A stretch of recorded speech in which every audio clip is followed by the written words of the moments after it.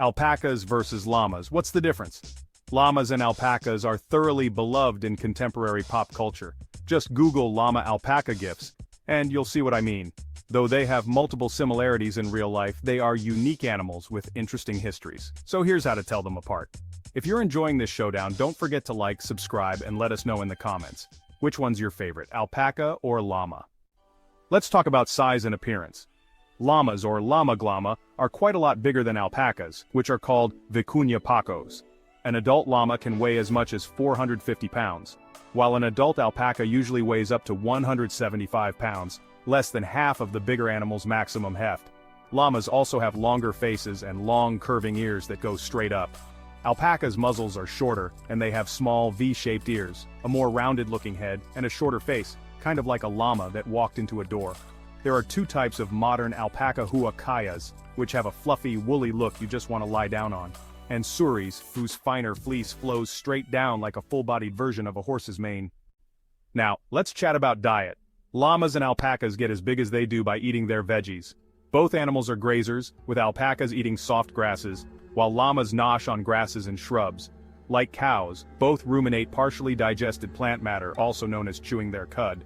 But whereas cows have 4 stomachs like all true ruminants, llamas and alpacas have only 3, and are considered modified ruminants or pseudo-ruminants.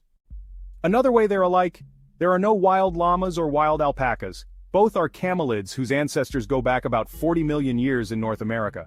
These populations began migrating south about 3 million years ago, and by the end of the most recent ice age, about 11 to 12,000 years ago, there were no more camelids in North America. The animals that made it to South America evolved into guanacos and vicuñas.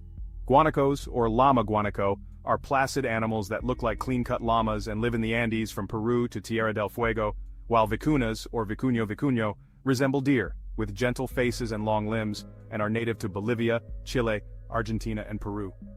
Wild guanacos and vicuñas still roam high-altitude deserts and grasslands today. Llamas and alpacas are actually domesticated guanacos and vicuñas respectively, though the means and timeline of their domestication is hotly debated.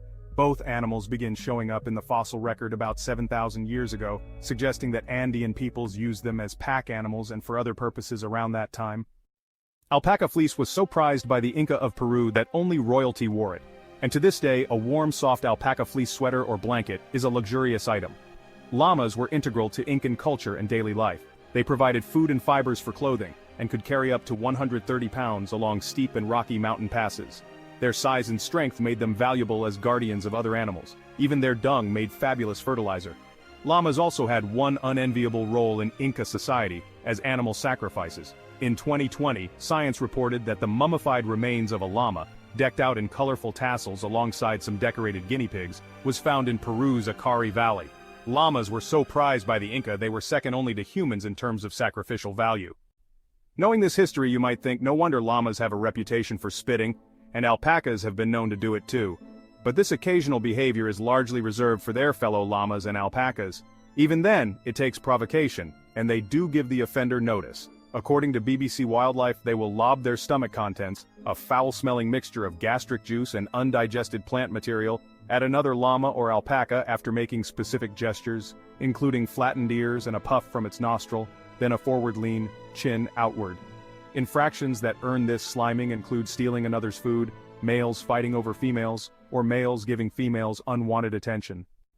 In the modern world, both animals have found new types of employment. In the Canadian province of Manitoba, for example, alpaca dance classes have one-upped goat yoga in the category of ungulate-based group exercise.